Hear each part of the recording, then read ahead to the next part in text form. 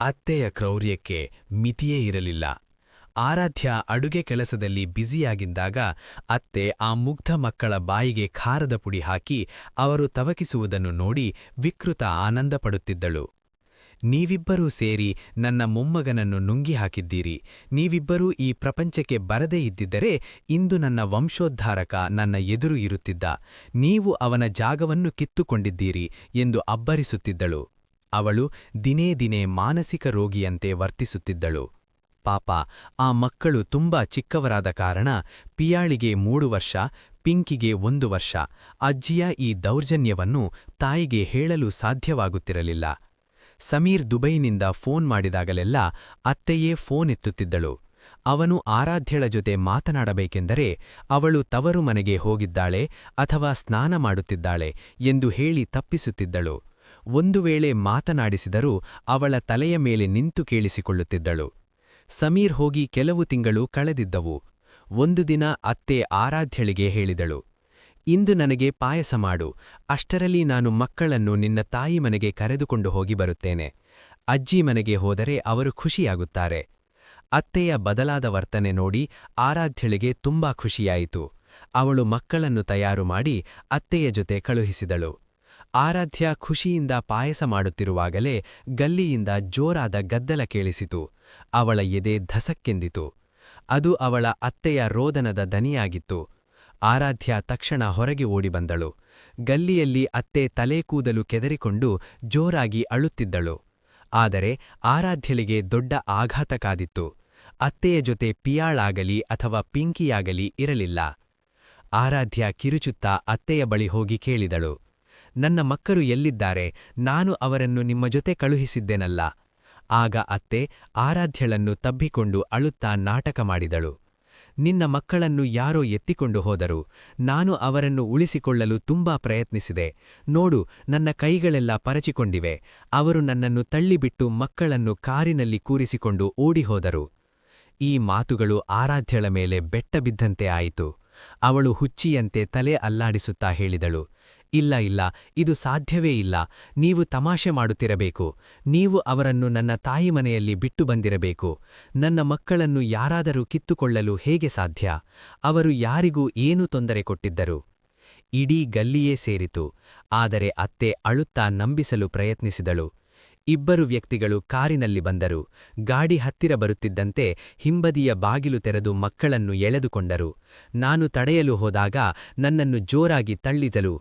ಆರಾಧ್ಯ ಪ್ರಜ್ಞೆ ಕಳೆದುಕೊಂಡವಳಂತೆ ಅತ್ತೆ ತೋರಿಸಿದ ದಿಕ್ಕಿನಲ್ಲೇ ಓಡತೊಡಗಿದಳು. ಇತ್ತ ಅತ್ತೆ ಮನೆಗೆ ಮರಳಿದಳು. ಅವಳ ಮುಖದಲ್ಲಿ ಸಮಾಧಾನದ ನಗೆಯಿತ್ತು. ಅವಳು ಎಂತಹ ಭೀಕರ ಆಟವಾಡಿದ್ದಾಳೆ ಎಂದು ಯಾರೂ ಕನಸಿನಲ್ಲೂ ಯೋಚಿಸಲು ಸಾಧ್ಯವಿರಲಿಲ್ಲ. ಮತ್ತೊಂದೆಡೆ ಆರಾಧ್ಯ ಬರಿಗಾಲಿನಲ್ಲಿ ಬೀದಿ ಬೀದಿಗಳಲ್ಲಿ ಓಡುತ್ತಾ ಮಕ್ಕಳ ಹೆಸರನ್ನು ಕೂಗಿ ಕರೆಯುತ್ತಿದ್ದಳು. ದಾರಿಯಲ್ಲಿ ಹೋಗುವವರನ್ನು ತಡೆದು ನಿಲ್ಲಿಸಿ ಮಕ್ಕಳ ಗುರುತು ಹೇಳಿ ವಿಚಾರಿಸುತ್ತಿದ್ದಳು. ಆರಾಧ್ಯ ಸಂಪೂರ್ಣವಾಗಿ ವಿಚಲಿತಳಾಗಿದ್ದಳು. ಈಗ ಅತ್ತೆ ದುಃಖದ ಧ್ವನಿಯಲ್ಲಿ ತನ್ನ ಮಗ ಸಮೀರ್ಗೆ ಫೋನ್ ಮಾಡಿದಳು. ಸಮೀರ್, ಆರಾಧ್ಯ ಮಕ್ಕಳನ್ನು ತವರು ಮನೆಗೆ ಕರೆದುಕೊಂಡು ಹೋಗಿದ್ದಳು. ಅವರನ್ನು ಎಲ್ಲೋ ಬಿಟ್ಟು ಬಂದು ಈಗ ಯಾರೋ ಎತ್ತಿಕೊಂಡು ಹೋದರು ಎಂದು ನಾಟಕ ಮಾಡುತ್ತಿದ್ದಾಳೆ.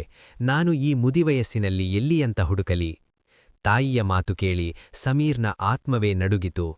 ಅವನ ಬಾಯಿಂದ ಜೋರಾದ ಕಿರುಚಾಟ ಹೊರಬಂತು. ತನ್ನ ಮಕ್ಕಳು ತನ್ನಿಂದ ದೂರಾದರು ಎಂದು ಅವನಿಗೆ ನಂಬಲಾಗಲಿಲ್ಲ. ಅಷ್ಟು ದೂರದ ಊರಿನಲ್ಲಿ ಈ ಸುದ್ದಿ ಕೇಳಿ ಅವನ ತಲೆ ಸುತ್ತಿತು.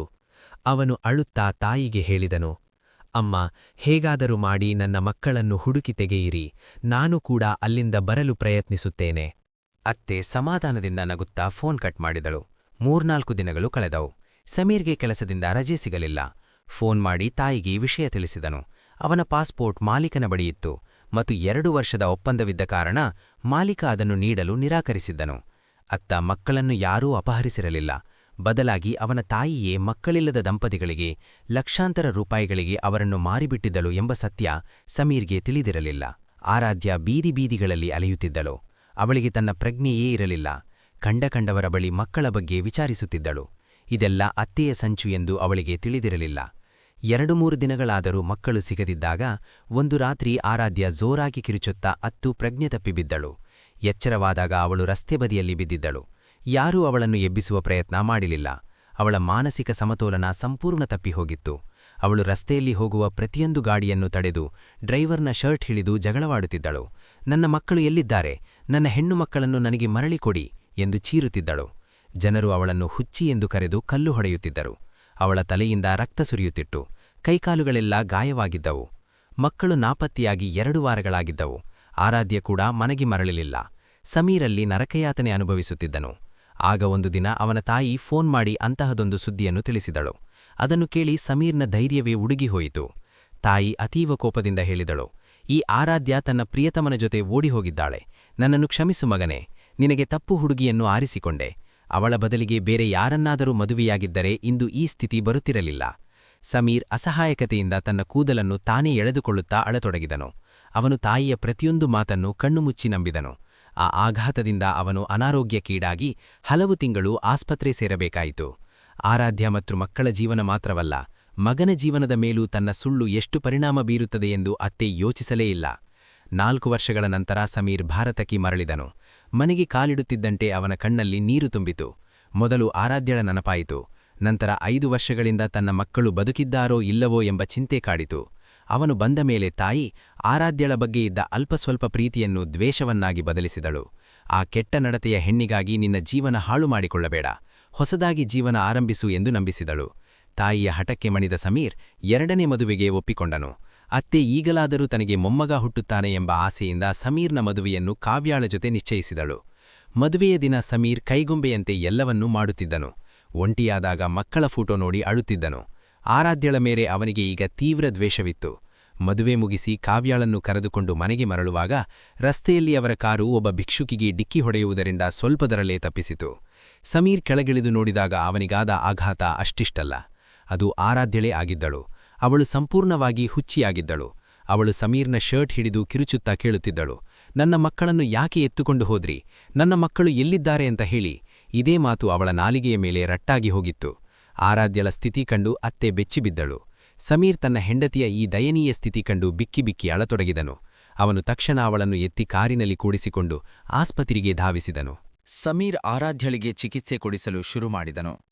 ಕಾವ್ಯಳಿಗೆ ಸಂಪೂರ್ಣ ಸತ್ಯ ತಿಳಿದಾಗ ಅವಳು ಸ್ವತಃ ತನ್ನ ಮಾಂಗಲ್ಯವನ್ನು ತೆಗೆದು ಸಮೀರ್ ಕೈಗಿಟ್ಟಳು. ಇದರ ಮೇಲೆ ಆರಾಧ್ಯಳ ಹಕ್ಕು ಮಾತ್ರ ಇರುವುದು. ನಾನು ಕೂಡ ಈ ಮದುವೆಗೆ ಮನಸ್ಸಿನಿಂದ ಒಪ್ಪಿರಲಿಲ್ಲ. ನಾನು ಬೇರೆಯವರನ್ನು ಪ್ರೀತಿಸುತ್ತಿದ್ದೇನೆ. ನೀನು ನಿನ್ನ ಪತ್ನಿ ಆರಾಧ್ಯಳ ಜೊತೆ ಸುಖವಾಗಿರು ಎಂದು ಹೇಳಿದಳು. ಕೆಲವೇ ದಿನಗಳಲ್ಲಿ ಸಮೀರ್ ಕಾವ್ಯಾಳಿಗೆ ವಿಚ್ಛೇದನ ನೀಡಿದನು. ಆರಾಧ್ಯ ಹುಚ್ಚಿಯಂತೆ ಮಕ್ಕಳ ಬಗ್ಗೆ ವಿಚಾರಿಸುತ್ತಿರುವುದನ್ನು ಕಂಡು ಸಮೀರ್ಗೆ ಅವಳ ನಿರಪರಾಧಿತ್ವದ ಮೇಲೆ ಸಂಪೂರ್ಣ ನಂಬಿಕೆ ಬಂದಿತು. ಅವನು ತನ್ನ ತಾಯಿಯನ್ನು ತರಾಟೆಗೆ ತೆಗೆದುಕೊಂಡು ಸತ್ಯವೇನೆಂದು ಕೇಳಿದನು. ಮೊದಲು ಅತ್ತೆ ಏನನ್ನೂ ಹೇಳಿರಲಿಲ್ಲ. ಆದರೆ ಸಮೀರ್, ನೀವು ಸತ್ಯ ಹೇಳದಿದ್ದರೆ ನಾನು ಈಗಲೇ ನಿಮ್ಮನ್ನು ಬಿಟ್ಟು ಶಾಶ್ವತವಾಗಿ ಹೋಗಿಬಿಡುತ್ತೇನೆ ಎಂದು ಬೆದರಿಸಿದಾಗ ಅವಳು ಅನಿವಾರ್ಯವಾಗಿ ಸತ್ಯವನ್ನು ಒಪ್ಪಿಕೊಂಡಳು. ಆರಾಧ್ಯಳನ್ನು ಗುಣಪಡಿಸಲು ಸಮೀರ್ ತನ್ನ ಸರ್ವಸ್ವವನ್ನು ಧಾರೆ ಎರೆದನು. ನಿಧಾನವಾಗಿ ಆರಾಧ್ಯ ಗುಣಮುಖಳಾದಳು. ಅವಳು ಸಮೀರ್ನನ್ನು ಗುರುತಿಸಿದ ದಿನ ಬಿಕ್ಕಿ ಬಿಕ್ಕಿ ಅಳುತ್ತಾ ಅವನನ್ನು ಅಪ್ಪಿಕೊಂಡಳು. ಸಮೀರ್, ನಮ್ಮ ಮಕ್ಕಳು ಎಲ್ಲೋ ಕಳೆದು ಹೋಗಿದ್ದಾರೆ, ದಯವಿಟ್ಟು ಅವರನ್ನು ಹುಡುಕಿಕೊಡು, ಅವರಿಲ್ಲದೆ ನಾನು ಬದುಕಲಾರೆ ಎಂದು ಬೇಡಿಕೊಂಡಳು. ಸಮೀರ್ ಅವಳಿಗೆ ಸಮಾಧಾನ ಮಾಡುತ್ತಾ ಮಕ್ಕಳನ್ನು ಹುಡುಕುವ ಭರವಸೆ ನೀಡಿದನು. ತಾಯಿ ಮಕ್ಕಳ ಬಗ್ಗೆ ಏನನ್ನೂ ಹೇಳದೆ ಹಠ ಹಿಡಿದಿದ್ದರು. ಆದರೆ ವಿಧಿಯಾಟವೇ ಬೇರೆಯಾಗಿತ್ತು. ಒಂದು ದಿನ ಅತ್ತೆಯ ಆರೋಗ್ಯ ಹದಗೆಟ್ಟಿತು. ಪರೀಕ್ಷೆ ಮಾಡಿದಾಗ ಅವಳಿಗೆ ಕ್ಯಾನ್ಸರ್ ಇರುವುದು ಪತ್ತೆಯಾಯಿತು. ಅದು ಕೊನೆಯ ಹಂತದಲ್ಲಿತ್ತು.